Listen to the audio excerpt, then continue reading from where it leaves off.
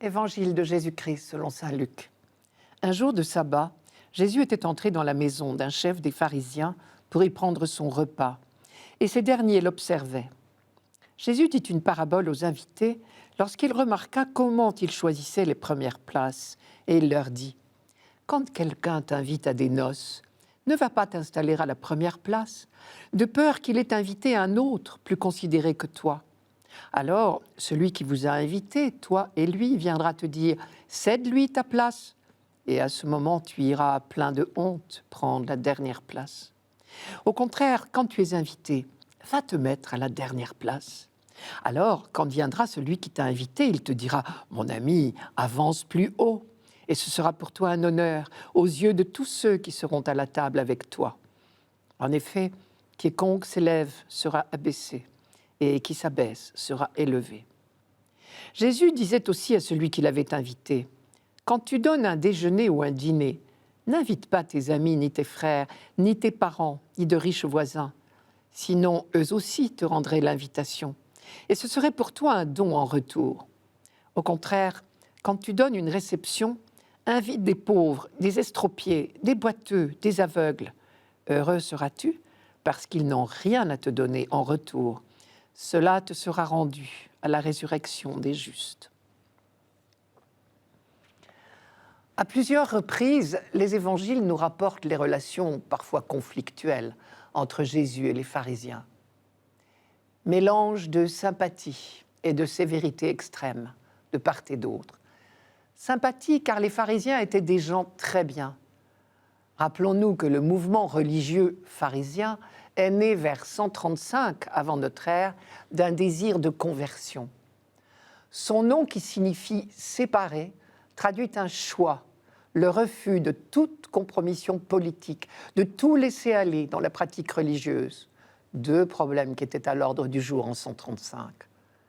Au temps du Christ, leur ferveur n'est pas entamée, ni leur courage.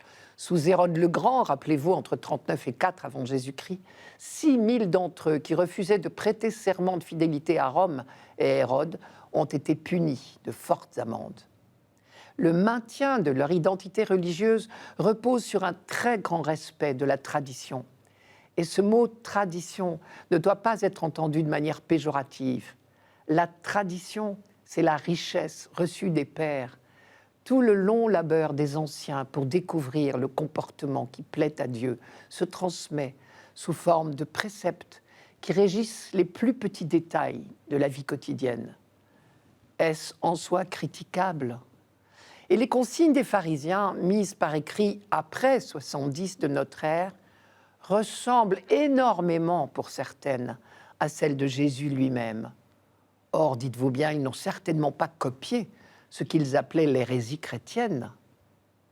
Le pharisianisme, en tant que mouvement, est donc tout à fait respectable, et Jésus ne l'attaque jamais. Il ne refuse pas non plus de leur parler, à preuve le repas dont il est question ici, ou la rencontre avec Nicodème. Mais le plus bel idéal religieux peut avoir ses écueils. La rigueur d'observance peut engendrer une trop bonne conscience et rendre méprisant pour ceux qui n'en font pas autant. Plus profondément, vouloir être séparé n'est pas sans ambiguïté quand on sait que le dessein de Dieu est un projet de rassemblement dans l'amour. Alors ces déviances ont inspiré quelques paroles dures de Jésus. Elles visent ce que l'on appelle le pharisaïsme. Et de cela, tous les mouvements religieux de tous les temps sont capables. La parabole de la paille et de la poutre est là pour nous le rappeler. À première vue, les conseils donnés par Jésus au cours de ce repas sur le choix des places et le choix des invités pourraient donc se limiter à des règles de bienséance et de philanthropie. En Israël comme ailleurs, les sages ont écrit de très belles maximes sur ces sujets. Par exemple, dans le livre des Proverbes, « Ne fais pas l'arrogant devant le roi et ne te tiens pas dans l'entourage des grands, car mieux vaut qu'on te dise « monte ici » que de te voir humilié devant un notable. » Et dans celui de Ben Sirac, on peut lire « Quand un puissant t'invite, reste à l'écart, et son invitation n'en sera que plus pressante. Ne te précipite pas de peur d'être repoussé.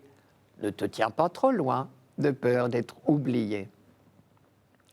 Mais le propos de Jésus va beaucoup plus loin.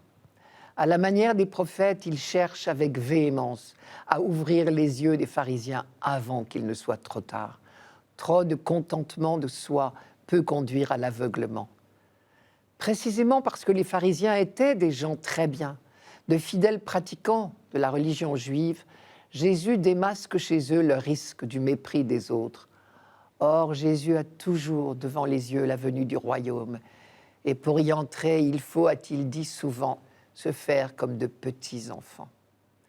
La conversion qui conduit au royaume n'est possible que si l'homme se reconnaît faible devant Dieu.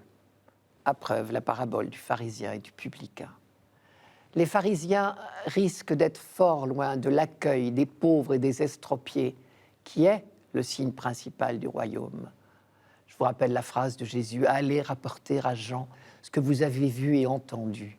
Les aveugles retrouvent la vue, les boiteux marchent droit, les lépreux sont purifiés, les sourds entendent, les morts ressuscitent, la bonne nouvelle est annoncée aux pauvres. » Ceux qui accueillent et respectent ces humbles sans attendre de retour participeront avec eux, dit Jésus, à la résurrection promise. C'est ce que souligne saint Jacques dans sa lettre. Mes frères, ne mêlez pas des cas de partialité à votre foi en notre glorieux Seigneur Jésus-Christ.